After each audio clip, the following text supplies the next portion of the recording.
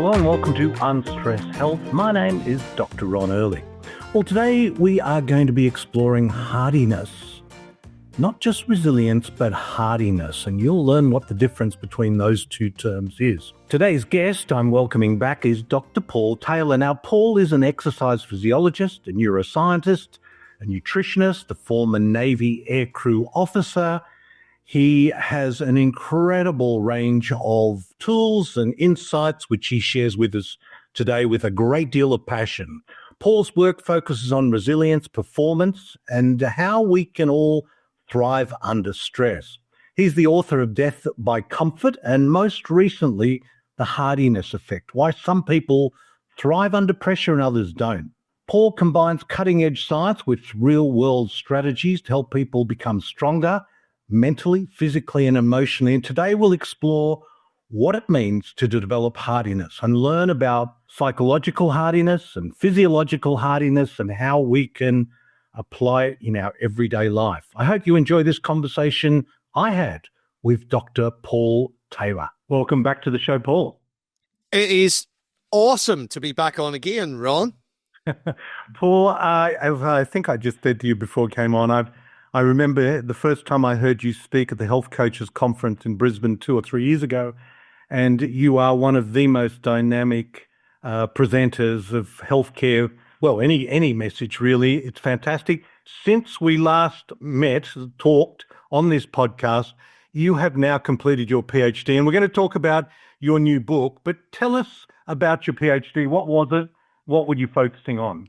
Yeah, so I was focusing on, you know what PhDs are like, Ron. It was a bit academic. It was multimodal training interventions to enhance cognitive fitness. Basically, comprehensive, what do you want to call it, holistic, integrative physical and psychological interventions for enhancing performance under pressure. Right. And I'm guessing that had something to do with your new book. There's a connection there. There is a connection, yeah. So the cognitive fitness piece, one of my PhD supervisors works for DSTG, Department of Science Technology Group. So they oversee all military training and interventions. And there's a big push on enhancing cognitive fitness. How do we improve performance under pressure sustainably of the armed forces? And so I was involved in that. They had a cognitive fitness 𝗿𝐿𝐹𝐵 study where they identified the trainable cognitive primaries in the brain of performance under pressure. And I was involved in the identification of that. And then I did 2 interventions that were published, peer-reviewed, around improving cognitive fitness, but not only performance under pressure, but resilience, hardiness, reductions in burnout, improvements in mood, all of those things. So we measured a number of different variables.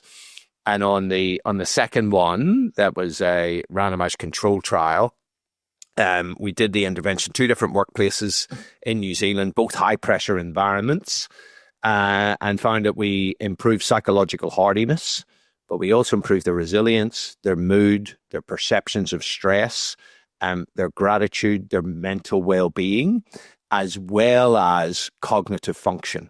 So these were tests designed specifically to be used in the military to assess performance under pressure. I'm sure we're going to touch on those interventions. Well, why don't we? Just briefly, what were those? We're going to dive deeper into them, I'm sure, but what were the interventions? Yeah, so the first one I'd done with the military was a helicopter squadron based in 𝗗𝗏 in New South Wales. And these guys had been under massive pressure. This was a few years ago. They'd been through, there was all the floods in New South Wales. They run the maritime support helicopters, so they get involved in anything that needs to be, where there's helicopter assistance. They were involved in the floods. Then there was the fires in New South Wales. Then there was COVID. And the commanding officer, who's actually now a mate of mine, he's now a Captain Paul Hannigan. He said to me at the start, if you can just keep these guys alive, that'll be a win. Right? Wow.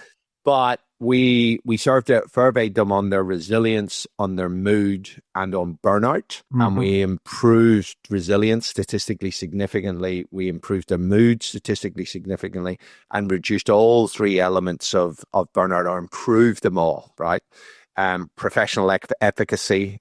We enhanced. We reduced emotional exhaustion, and even reduced job cynicism. So for that intervention, I think it was a half-day education on multimodal interventions, so body and brain stuff, exercise, nutrition, all of this, as well as a whole heap of cognitive skills to help with performance under pressure. And they went on to my app for 4 weeks. And then the second intervention was randomized control group. So we had a control group who were a control group in waiting. And this time we did a more significant intervention. It was a full day of multimodal training. And then they did 8 weeks on the app. And the app was designed to improve their hardiness and their cognitive fitness. The app's got workouts. It's got breath work stuff. It's got guided meditations. It had a ritual board so that they could tick off habits and keep themselves to account and set reminders and things like that. It had a load of educational videos in there. It had a social feed. It had a leaderboard for gamification, all the sort of things we need to nudge behavior change.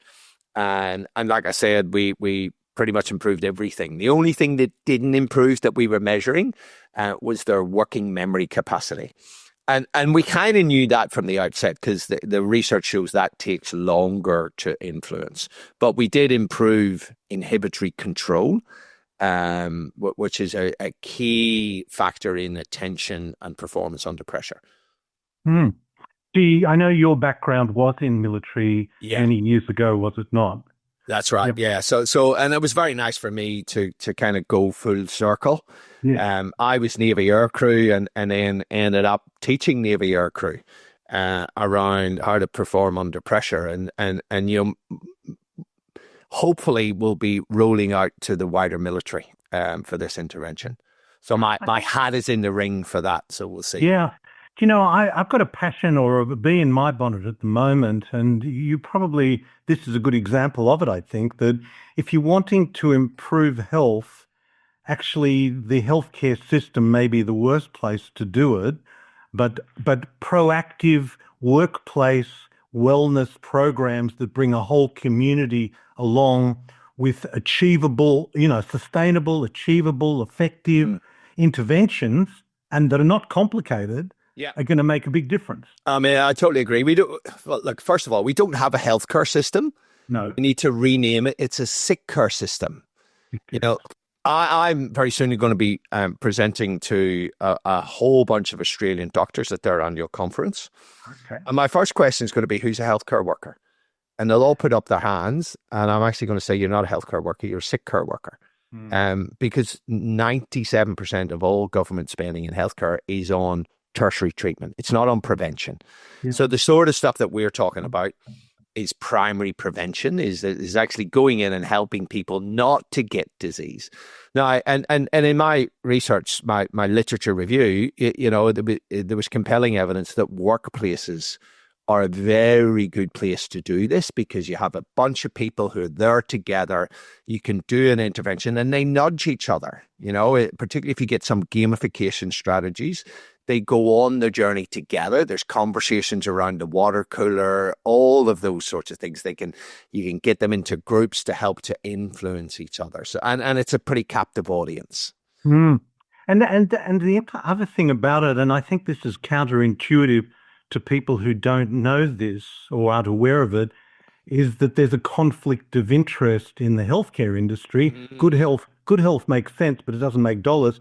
But in the business world, or in the outside world outside of healthcare, there's a confluence of interest. Because I think Deloitte did a study which showed for every dollar spent in the workplace, there's a $5.60 return on investment. And I think that's an underestimation.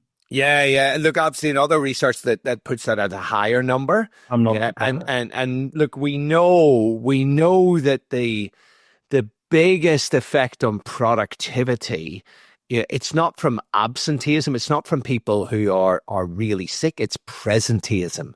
which is when you're at work, but you're not all there, right? Yeah. So anybody's ever gone into work with a hangover, that's a form of presenteeism, but that's not the big impact. The big impact is depression, anxiety, and other mood disorders where your brain is not functioning well.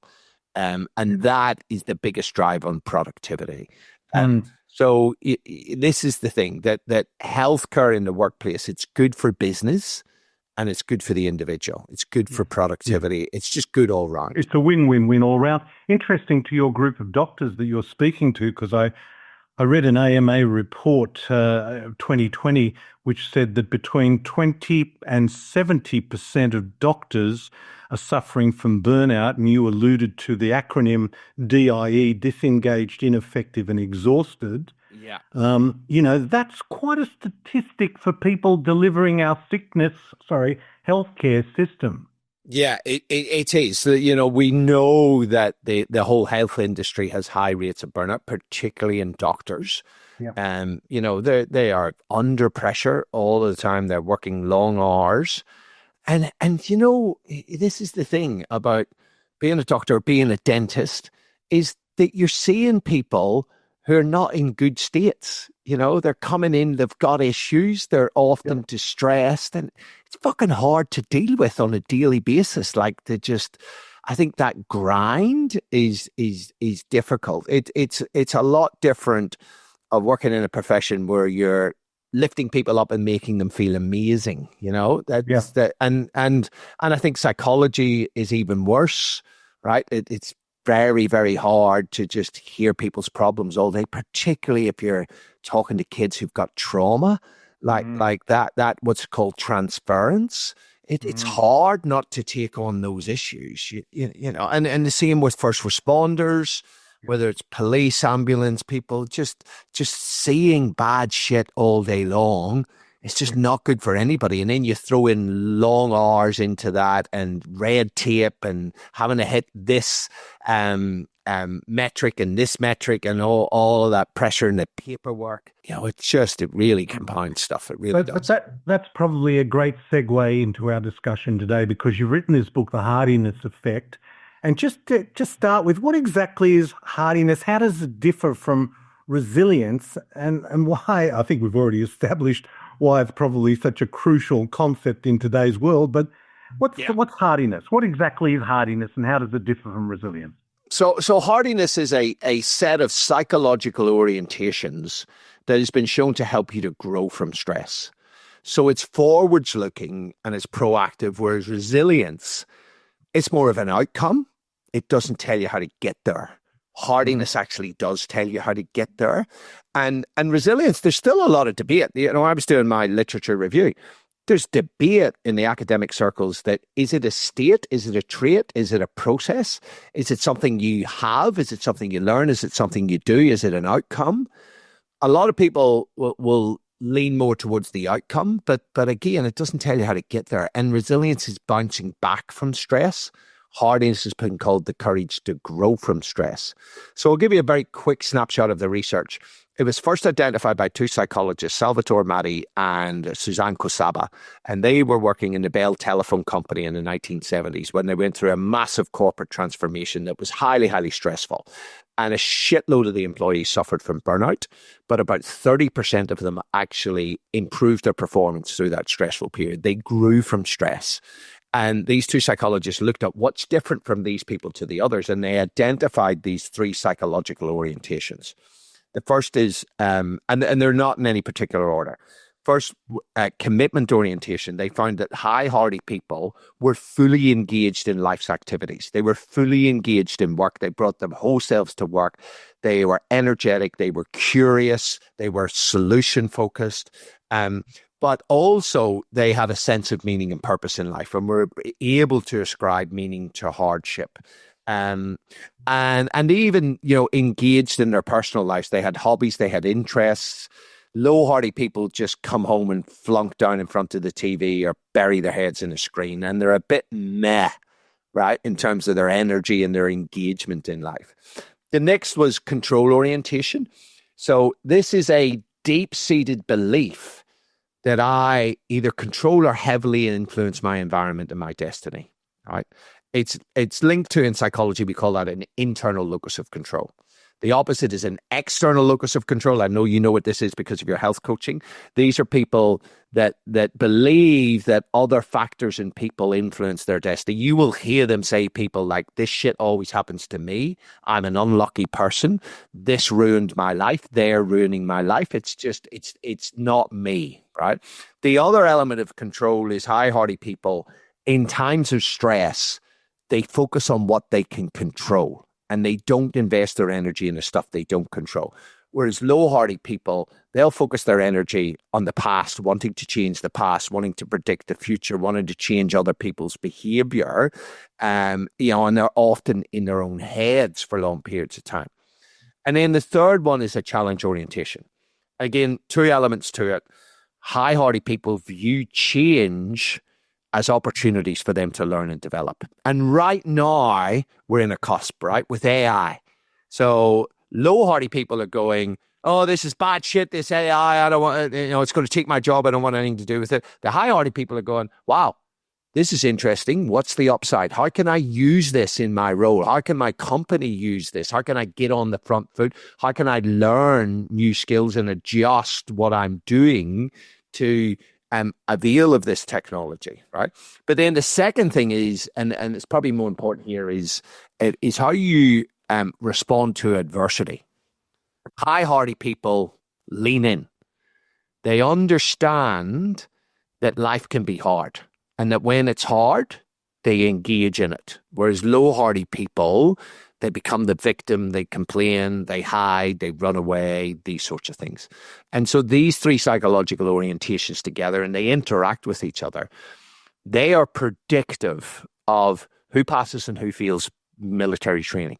They're predictive of who passes and who fails special forces selection training, the toughest physical and mental course you could possibly imagine. They also predict longevity in high pressure environments such as the military, the police, first responders, doctors. That hardiness predicts who stays for long periods of time.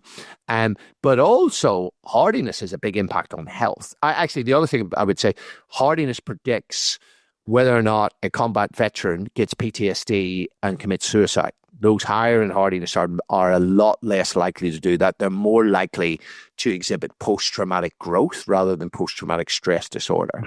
And then from a physical perspective, people higher in hardiness have got better overall well-being. They have better cardiovascular health. Critically, their immune systems respond better to stress than low-hardy people, and they recover quicker from serious illness. And then we even know school kids, lots of research done in academia, that high-hardy kids are much more likely to go to university than their low-hardy counterparts, independent of their socioeconomic status. So there's so many real-world outcomes, and you can learn hardiness, which is the awesome thing.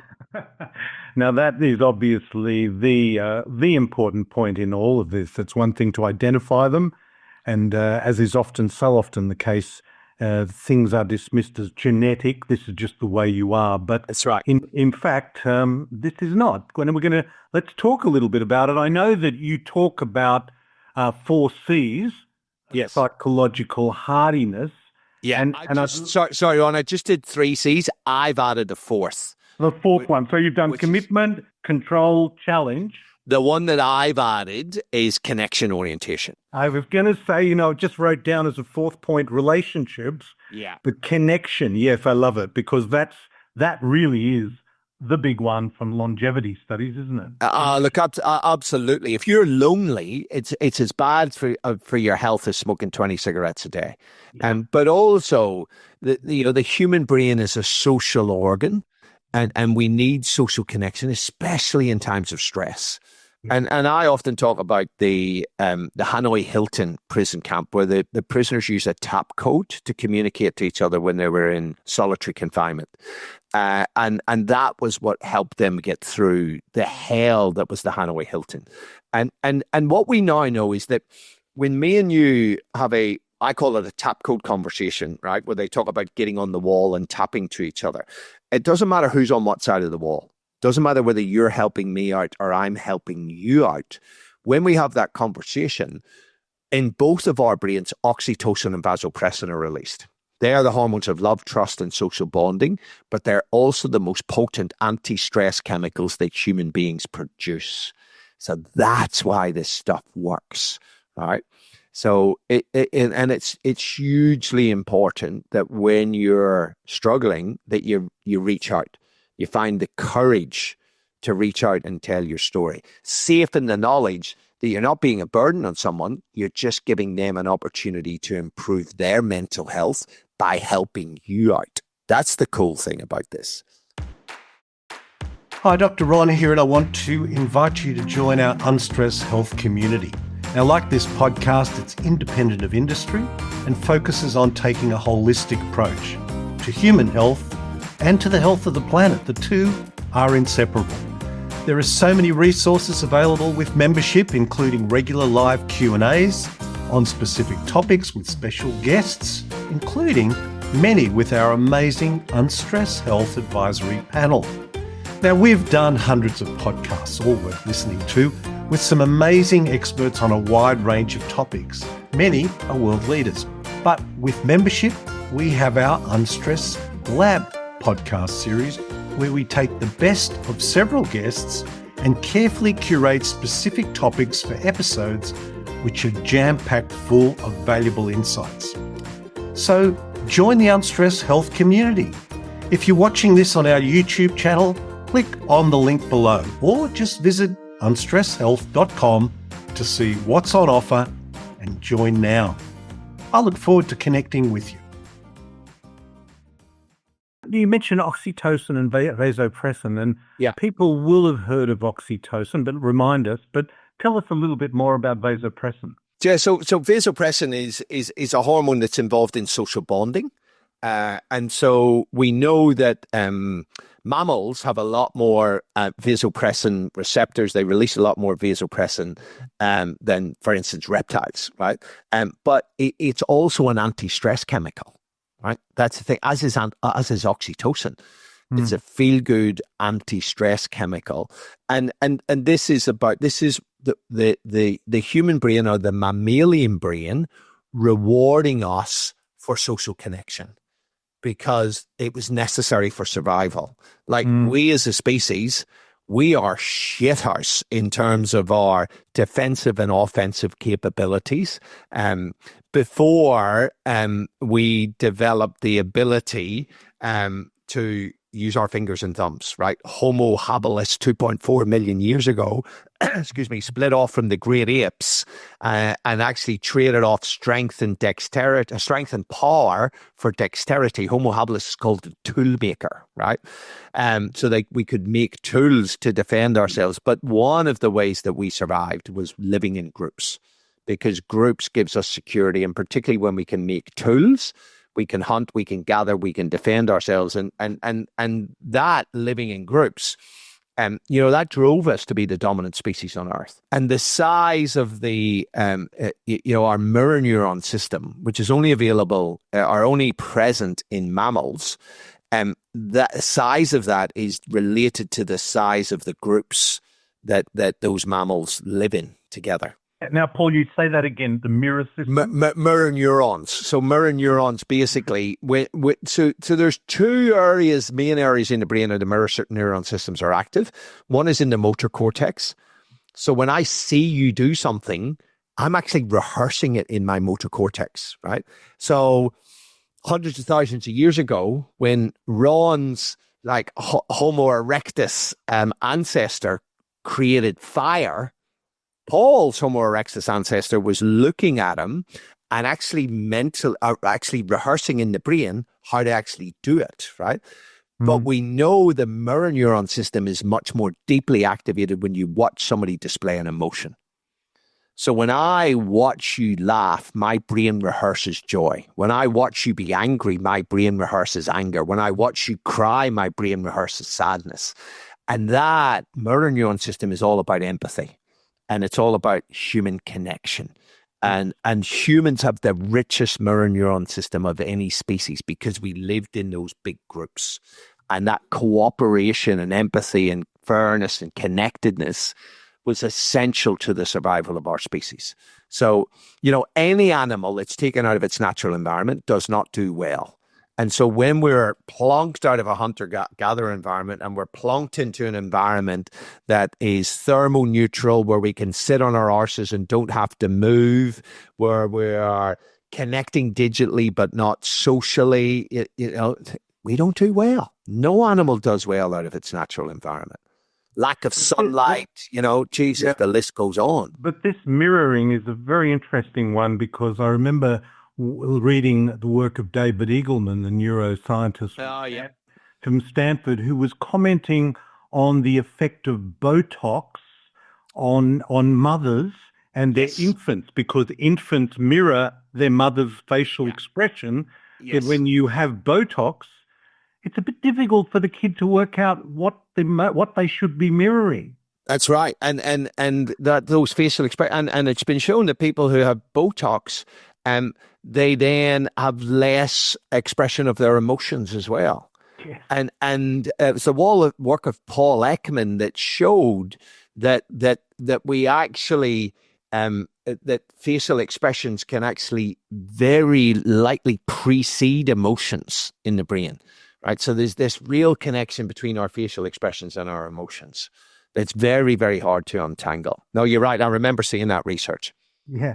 Now, listen, we're talking about psychological hardiness here, but there's also physiological hardiness. And I'm guessing this is where we can really do things to improve our psychological hardiness. Oh, absolutely. And look, I'm a big believer, Ron, that anybody who tells you that you can optimize mental health with thinking skills is batshit crazy. Because our physiology and our psychology have a massive two-way interaction, right? Your brain controls everything your body does, but it is completely dependent upon the health of your body for it to function normally, right? And there's so much evidence that nature has designed us to become hardier from exposure to intermittent moderate stressors, right? So if you expose yourself to exercise, the stress of exercise, or the stress of cold water, or the stress of heat, what happens is something gets activated in the cell danger response. That activates the antioxidant, the ARE system, and it activates something called HIF1 and releases heat shock proteins that then trigger a cascade of protective genes. So basically with exercise, exposure to stress, followed by recovery, the stress of exercise creates these stress response genes that then upregulate protective genes that make you bigger, faster, stronger, right? Does that make sense? Everybody gets the exercise piece. Nutrition. We're told we should eat lots of fruit and vegetables, and there's very good evidence for that. And a lot of people talk about the antioxidants. I'll just go pick one. Let's pick broccoli. Sulforaphane, that a lot of people will have heard of. Potent anti-cancer compound that's found in broccoli and the entire broccoli family, very high in broccoli sprouts. There's now sulforaphane supplements that you can get because it's such a potent anti-cancer compound. And it's not an antioxidant, it's poison. But any alchemist will tell you it's the dose that dictates the poison. And what we now know is that these compounds in plants, right, these specific hormetic polyphenols, you find them in lots of different plants, in broccoli and onions and garlics and leeks, and you find them in green tea, and you find them all over the plant kingdom. They're actually protective. They're toxins that, say, sulforaphane, when an insect starts to eat broccoli, the sulforaphane and that poison, it creates a reaction in the insect's mouth, and it's an aversion response. It goes, that's poison, don't eat it, right? Whereas us, because we are so much bigger, when we eat those foods, it just creates a very mild metabolic stress. And our bodies respond to that metabolic stress by upregulating our antioxidant defense systems. Things called superoxide dismutase, glutathione, catalase, glutathione peroxidase, and catalase. These are the special forces of your antioxidant defense system. So by consuming small doses of toxins, we actually have a net benefit where we become stronger, right? 𝗿𝗂 𝗃𝐿 who's the guy who's sort of rediscovered hormesis. He was a PhD student, I think it was the 60s or the 70s, and he was his role was trying to work out what was the minimal effective dose of a pesticide that would kill a plant. So he would put a dose in there, and that killed it. A lower dose, did that kill it? And then he found that at small doses, the plant didn't die, the plant flourished and actually became hardier, right? And that was the rediscovery of hormesis, that he then went on and found other things. We now know there are more than 600 known hormetic stressors in our environment. Exercise, cold exposure, heat exposure, sunlight, right? So hormesis is kind of encapsulated by Friedrich Nietzsche. That which does not kill us makes us stronger. But there's a hermetic curve with all of this. Don't do any of it, it's no good for you. Do some, it's good. Do more, it's better. Do huge amounts and you lose the benefits, and in some places becomes even worse for you, right? So exercise is a typical one. Most people get the hormetic curve. There are now more than 600 known hormetic stressors, as I said. Sunlight, you don't get any sunlight, you're goosed, man. Yeah, if you have suboptimal vitamin D, your risk of every form of cancer other than skin cancer is increased, right? Your risk of a whole host of metabolic disorders, your risk of depression is increased with low levels of vitamin D. We need sunlight, but everybody knows, especially in this country, you can't have too much sunlight. But what we now have in our country is that we have levels of suboptimal, either vitamin D insufficiency or deficiency. And depending on who you listen to, the cutoff is different. But we've got levels of that similar to Northern Ireland, Scotland, and Scandinavia, where the sun is a mythical friggin' creature. Yes, well, I think, Paul, we both agree that some of our public health messages are perhaps a little bit oversimplified and need a little bit of nuance. So, absolutely. And that's a really good example of it. And for our listener who's wondering, hormesis is really about intentional stress, intentionally stressing. But having said that about plants, and it is interesting because plants defend themselves, they can't run away from predators, so they need to defend themselves. I guess you're saying we can eat too much vegetables. Yeah, well, probably if you just had, now nobody's done the study, but theoretically, or if you were to take those compounds like sulforaphane and isolate them and then have huge amounts of them, would probably be bad for you. Yeah. Definitely be bad for you, but we don't know what that cutoff is and whether it's different for different people, right? Yeah, but I'd also argue that depending on how sensitive your immune system is, what may not be too much, or what may be too much for one person, just a little bit may be terrible for someone else. Look, absolutely, and we know that people, if people have, so for instance, if their gut barrier is affected, right? What we often call leaky gut, they really don't do well on fiber, right? There's a University of Stanford study, took a bunch of people on the SAD diet, the standard American diet, and you could replace Australian for that, right? Took half of them, put them on a high fiber diet. The other half they put on high fermented foods, and they sort of increased it over a couple of weeks. And they measured their inflammation, and they looked at overall health. They were expecting to find that the high fiber diet would dramatically improve and have less inflammation and better health outcomes. They found that some people did, but a lot of people got worse. They got higher levels of inflammation, whereas everybody on the fermented food diet got better. And what they draw the conclusion is that if you've been eating a shit diet for quite a while, you kill off the microbiome that actually degrades fiber.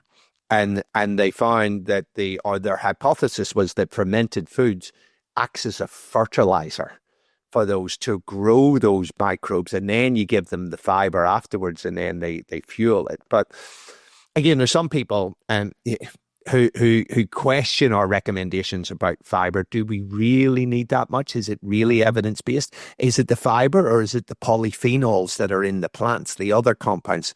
This is why nutritional research is so friggin' hard to do. Yeah, too many variables. Too many variables. Too many variables. But listen, what are some practical ways people can cultivate hardiness into their everyday lives, at work, at home, in relationships? What were some positive things people should be focusing on? So let's take physiology first, and I'll do that very quickly. So regular exercise, right? And focus on vigorous. Recent study has shown this idea from our public health guidelines that 1 minute of vigorous is equivalent to 2 minutes of moderate for disease protection is bullshit. They found, this study just released a couple of weeks ago, found that, and they were using people with devices, so they knew how much they were exercising and at what intensity. And then they followed them over years to see who died and who didn't, and who got what disease and who didn't, right? So we now have objective data for the first time ever. And 1 minute of vigorous is worth between 4 and 9 minutes of moderate in terms of disease protection, depending on what variable you were looking at, whether it was cancer, heart disease, diabetes, or all-cause mortality. And we would define vigorous as getting our heart rate up to... out of breath, right? You got to get what we call zone 3 from cardiovascular, right? And there's so much talk on the internet about zone 2. And zone 2 is useful. It's good for your mitochondria, but it's moderate physical activity. That's where you can talk, but you can't sing, right? You want to get to the point where you can't really talk in sentences, and you want to get out of breath deliberately. Zone 3, zone 4, zone 5. That's the stuff that's really beneficial. 1 minute of that is worth between 4 and 9 minutes of the moderate, right? So zone 3 starts at 70% of your max heart rate, right? But the very easy thing is the talk test. Can I talk in sentences? The answer is no. You're in zone 3 or above. And in zone 5, you just can't speak, right? Right. But then when it comes to resistance training, this is about lifting heavy shit, right? This is about, a weight that you probably couldn't do more than 8 times, right? And big compound movements like squats and deadlifts rather than isolated movements like training your biceps or your triceps. So that's the exercise piece. The food thing, I think, is very, very simple on this. Eat foods that have been alive and minimally interfered with by humans, like real food, low HI, low human interference foods, not stuff that's made in factories, because our genome has interacted with this stuff for hundreds of thousands of years. And a lot of the polyphenols and flavonoids, they are enzymes and cofactors for all of the millions of chemical reactions that are going on inside your body every single day. Then it's about getting out into sunlight, at least 15 minutes of unbroken sunlight a day with no covering on you. And I would say some of your listeners may have heard of some of the controversy about sunscreens, that they're not as effective they are, and there's a whole heap of toxic shit in them. Use invisible zinc. That's the one that you want to use. That's the only sunscreen that we now use in our house is invisible zinc. But I make sure that I'm getting unbroken sun every day on as much of my surfaces. I do about 20 minutes. My wife does less because she's fairer skin. So you got to think about your skin. But time in nature is really critical. We know that if you walk through a forest, you absorb some of the microbiome of that forest, right? We know that if you're walking near the ocean, you'll absorb some of that microbiome. And spending time in nature has been shown to reduce your inflammation, do all sorts of stuff, right? And then sleep. Be serious about your sleep hygiene, doing breath work, slow control breathing to control your physiology and your stress. So that's a very quick thing on the physiological. From the psychological, first it's about control orientation. Focus on what you can control when times of stress. Don't invest your energy in the shit you can't control. And a really good little tool, there's lots in the book, but one is take something that you're concerned about, it's a problem at the minute, divide the page in 2, and on the left-hand side, you write down everything that's in zone 1, that's within your will or your power, right? Your behaviors, your actions, and how you're choosing to react to your circumstances, right? They're always in your control. The stuff that's not in your control is what other people think, what other people say, what they do, the past, the future, market forces. All of these stuff are not in your control. And the key then is do an energy audit. Where are you spending your energy, your mental energy? For a lot of people, they spend a lot of their time in the right-hand side of the page, and it's making sure you're on the left. And the thing that you can always, always, always control is how you choose to react to your circumstances, right? Give you a very quick story on this. I went to see a cardiologist, mate of mine, found that I had a congenital heart defect, a bicuspid aortic valve. I needed open heart surgery. And I actually embraced my open heart surgery as a worthy opponent. I wrote on my bathroom mirror, worthy opponent, and wrote my training program. And I actually said to myself, this is what I've trained for. So for me, this is the next level, right? And this brings us into challenge orientation. Mm-hmm. This is the thing. We need to understand that life's amazing, but it's also going to be hard. Like, that's just human nature. Negative emotions, negative experiences, shit sandwiches from the universe are a quintessential part of being alive. You cannot decide that, or you can't tell the universe that you just want the good shit in life, right? So firstly is accepting that life's going to be hard, and then following the Stoic principles. Epictetus, we must all undergo a hard winter training and not enter into lightly that for which we have not prepared. And he was talking about life, and Epictetus talks about the Olympic Games of life. So you need to be prepared every day to go into the Olympics. And I think the next level on this, one is understanding that life's going to be hard and you have to go through hard things, and your kids have to do hard things and should do hard things. But the next level is to embrace the contest, embrace the worthy opponent, right? To wake up in the morning and when the shit sandwich comes along, go, this is part of the contest, right? You're in the Olympic Games of life. What are you going to do? Are you just going to fucking rock up to the 100 meters final and go, don't want to do this? Or are you just going to be fully engaged, right? It's about viewing stress as challenge. And the next step is embracing that challenge on a daily basis, because you know it's going to develop your challenge muscle, right? And then the next thing around, let me do first of all with connection orientation. Invest in your friendships. Just have a look. What about my old friends? Who haven't I connected with for a while? Call them up, right? Do a Zoom call, ideally, where you can see their facial expressions, right? Go and visit your old parents. Go and visit your old aunt. Go and have lunch with them. Call your friends up. Don't wait to be called. Go and invest in those friendships. It's been shown that when you meet people who you like on a regular basis, face-to-face, at least once a month, that has a huge impact on your happiness and your well-being, right? And actually look out into your little corner of the universe and ask yourself, who could use a top coat conversation, right? Be good, be kind, be a useful member of society. You know, that's one of the key things. And I'm a big fan of writing your tombstone statement, right? What would you like to be written about you that would sum up your life? This is where we move into commitment orientation. Get clear on your purpose in life, right? Don't just wait for the purpose fairy to come along and give it to you. Life has no meaning other than what you give it. So we got to find that. And the Stoics will tell us it's all about being a good human and being a functioning, contributing member of society, to be useful to other people. Not to just want other people to help you, but to actually be useful, to do acts of kindness, to have extreme gratitude, to be alive, right? That's the sort of stuff that's really important. And then getting clear about your values, writing them down, because they become the compass to drive your behavior, particularly in difficult circumstances. So that's kind of hardiness summed up in a couple of minute monologue, right? So, Wow, well, Paul, wow, what a note for us to finish on, because it was just brilliant. And I think people could replay that last 5 minutes alone every single day of their lives, because it's a great blueprint for life. I love that. The Olympics of life. Paul, we're obviously going to have links to this book, The Hardiness Effect. I love catching up with you. And congratulations on your PhD, on the book, and thank you so much for sharing your knowledge and wisdom with us today.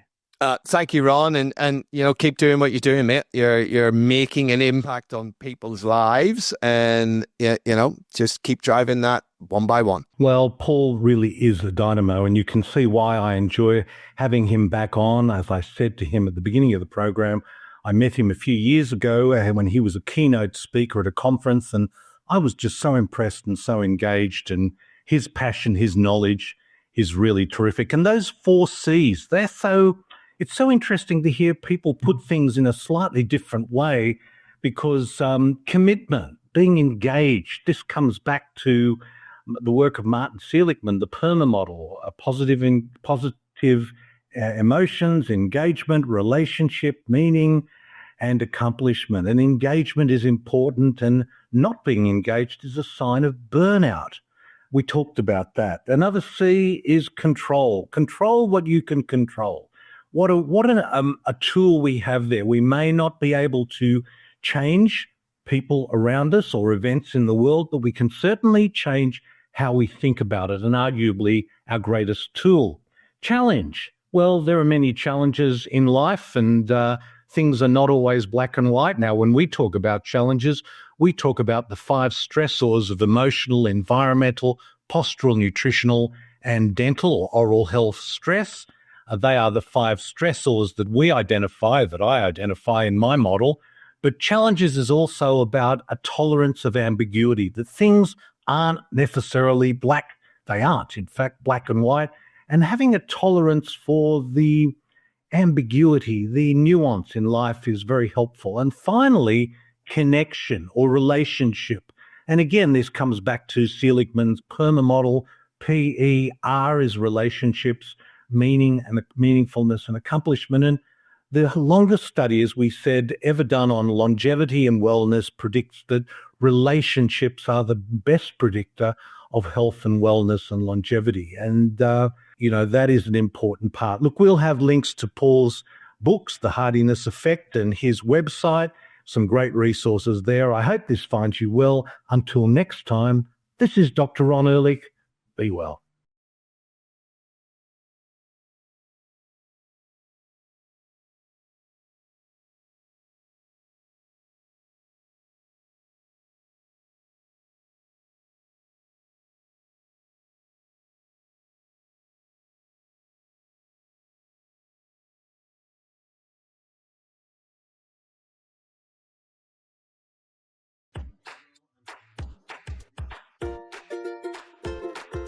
This podcast provides general information and discussion about medicine, health, and related subjects. The content is not intended and should not be construed as medical advice or as a substitute for care by a qualified medical practitioner. If you or any other person has a medical concern, he or she should consult with an appropriately qualified medical practitioner. Guests who speak in this podcast express their own opinions, experiences, and conclusions.